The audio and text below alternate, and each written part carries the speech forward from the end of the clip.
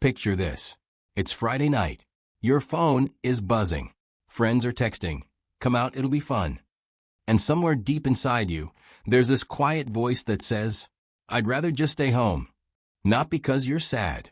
Not because something went wrong. But because home feels like the one place where your brain finally exhales. Now here's what's fascinating. That feeling? That pull toward your own space? Psychology says it's not random. It's not laziness. And it is definitely not a personality flaw. It's actually your brain protecting something precious. In this video, we're going inside the minds of people who genuinely prefer staying home. What's actually happening in their brain? Why they're wired this way?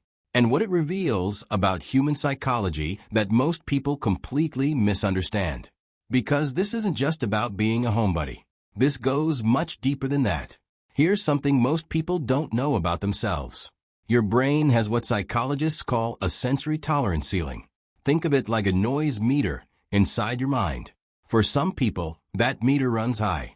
They need constant input, conversations, movement, new places, social energy. Without it, they feel flat. But for others, that ceiling sits lower.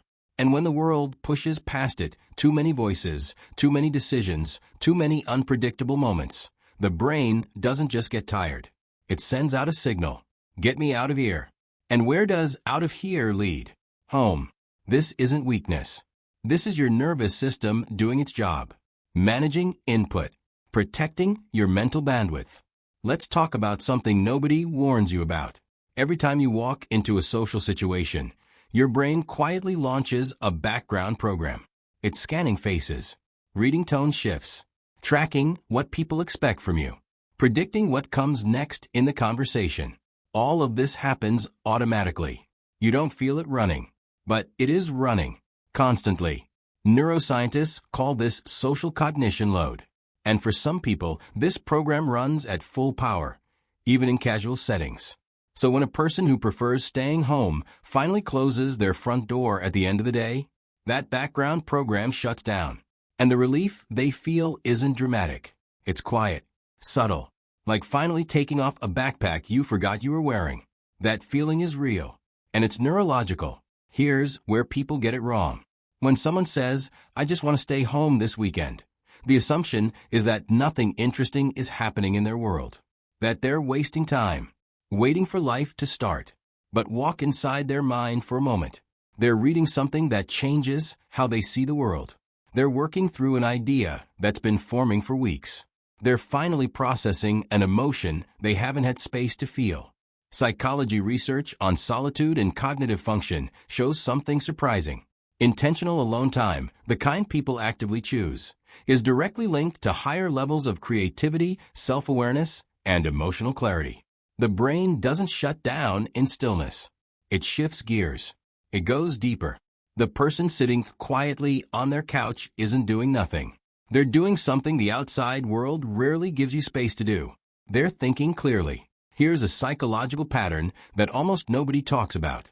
The human brain has a built-in alarm system. It's ancient, and it runs all day, every day, quietly scanning your environment for anything unpredictable or threatening. In most public spaces, that alarm stays mildly active.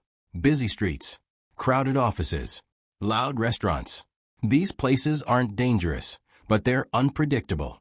And unpredictability costs the brain energy. Now compare that to home. You chose everything in that space. The lighting, the temperature, the pace, the sounds. Your brain recognizes this environment as yours. And because of that, the alarm quiets down.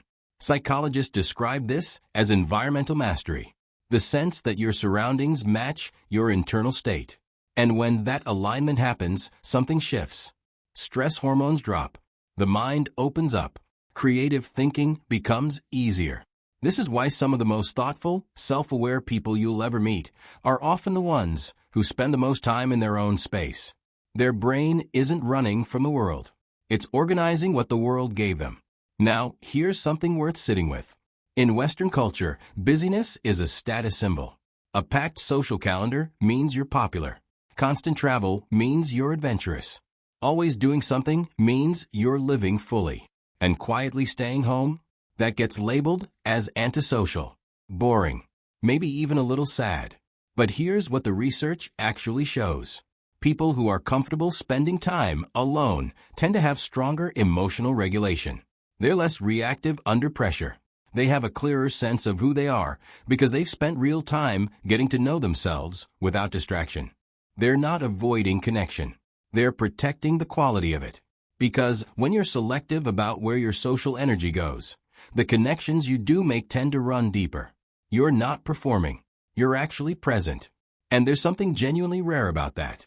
Think about the people throughout history who changed how we see the world. Writers, thinkers, scientists, artists. Many of them shared one quiet habit. They guarded their alone time fiercely, not because they were lonely, but because they understood something important. The mind needs space to make meaning. When you're constantly surrounded by input, other people's opinions, social noise, external demands, your own thoughts don't have room to develop fully. Ideas stay shallow. Emotions stay unprocessed. But in the quiet of a personal space, something different happens. Patterns emerge. Connections form. You start to notice things about yourself and the world that the noise was covering up. The people who love staying home aren't missing out on life. In many cases, they're experiencing it at a depth that constant external activity simply doesn't allow. Here's the real question.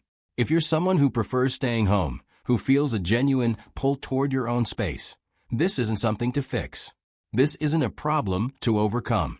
It's information about how your brain works best. The goal isn't to become someone who loves crowds if that genuinely drains you.